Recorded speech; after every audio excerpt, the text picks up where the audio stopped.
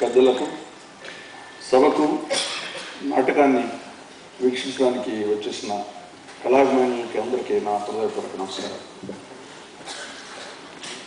విలక్షణమైనటువంటి నటులు, అంతకంటే మించి గొప్ప వితరణశీలి, సహృదయుడు, ఎంతో మంచి మనిషి శ్రీ మురళీమోహన్ గారికి ఇవాళ సన్మానం జరగడం అనేది చాలా ఆనందదాయకమైనటువంటి విషయం.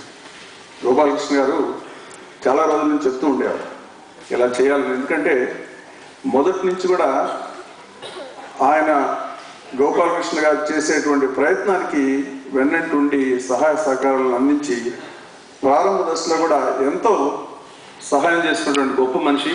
ఆ మేలుని మర్చిపోకుండా ఇవాళ గుర్తు చేసుకొని చాలా యాక్ట్గా వారికి అందరు పెద్దల సమక్షంలో సన్మానం చేయడం అనేది చాలా సంతోషకరమైనటువంటి విషయం. ఇలా చేయడంలో గుమ్మడి గోపాలకృష్ణ గురించి ఒక పార్శ్వమే చాలా మందిని చూసాం. కానీ వారు చేసేది ఏంటంటే కేవలం నటనే కాకుండా దాని వెనక సహనటుల్ని, నటీమణులు అందరినీ కూడా ఒక త్రాటి మీద తీసుకొచ్చి గొప్ప దర్శకుడు కూడా. అలా చేయబట్టే వారి నాటకం ఎక్కడ ప్రదర్శించినా కూడా అది ఒక అద్భుతమైనటువంటి ప్రక్రియలాగా ఉంటుంది. అందుకనే వారు శ్రీనాథుడు కానీ, తులాభారం కానీ, అలాగే ఇవాళ చూసినటువంటి వేమన నాటకం కూడా ఒక గొప్ప అద్భుతమైనటువంటి నాటకం కావడానికి వెనక చాలా కృషి ఉంది. అదే కాకుండా ప్రతిసారి కూడా నాటకం ప్రదర్శించినప్పుడు దాన్ని ప్రదర్శించడానికి ఉన్నటువంటి ఇబ్బందులు వీటన్నిటిని ఎదుర్కొంటూ తప్పనిసరిగా ఏదో ఒక మంచి కార్యం చేయడం అనేది ప్రతిసారి చూస్తున్నాం. ఒక వృద్ధ కళాకారుడికో, హార్మోనిస్ట్కో, లేకపోతే ఒక బాగా పేద కళాకారుడు పిల్లలకి చదువుకో ప్రతిసారి కూడా ఏదో ఒక రూపంలో ఆయన చేయడం అనేది చాలా గొప్ప విషయం. పెద్దలు రామయ్య గారు అన్నారు, వారు కేవలం నాటకంలో వచ్చినటువంటి డబ్బులు జబ్బులు వేసుకొని వెళ్ళిపోవడమే కాకుండా తనతోటి ఉన్న అందరు కళాకారులు కూడా తప్పనిసరిగా చూసుకునే గొప్ప మనసు ఉన్నటువంటి వ్యక్తి. కానీ ఒకటి ఏంటంటే, ఎన్నిసార్లు చేయగలరు ఒక వ్యక్తి? ఈ నాటక రంగాన్ని, ముఖ్యంగా పద్య నాటకాన్ని, నాకు ఎంతో ఇష్టమైనటువంటి పద్య నాటకాన్ని ఎంతకాలం నిలబెట్టగలడు ఒక వ్యక్తి?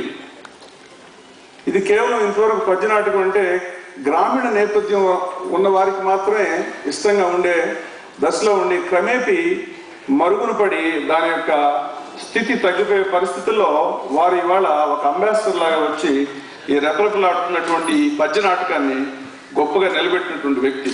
మనందరి మీద కూడా ఉన్నటువంటి బాధ్యత ఏంటంటే ఆయన ఒక్కడు ఎలా చేయగలరు, మన వంతు సహకారం చేయాలి.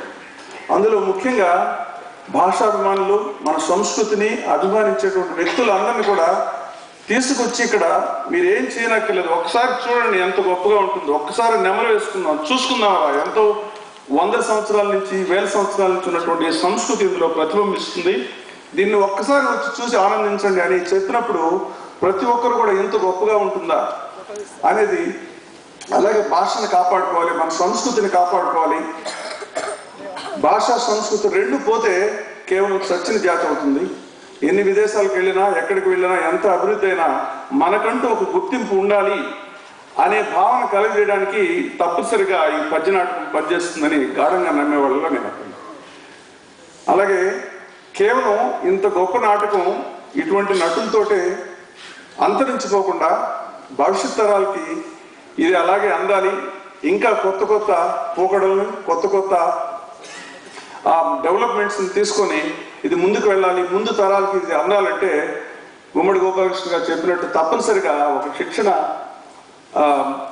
కార్యక్రమం ఉండాలి. అది నిరంతరంగా కొత్తగా ఉన్నటువంటి టాలెంట్ని గుర్తించి దాన్ని అభివృద్ధి చేస్తే కొంతకాలం మనం నిలబెట్టగలిగితే తప్పనిసరిగా ఇది భవిష్యత్తులో నిలబడేసి ఎంతో ఉచ్చమైనటువంటి స్థితికి వెళ్తుందని గట్టిగా నమ్ముతున్నాను. దయచేసి కళాభిమానులు అందరూ కూడా దీన్ని మనసులో ఉంచుకొని గొప్ప మనసుతోటి దీని సహాయ సహకారాలు అందిస్తే తప్పనిసరిగా ఇది నిలబడుతుందని ఆశిస్తూ నమస్కారం.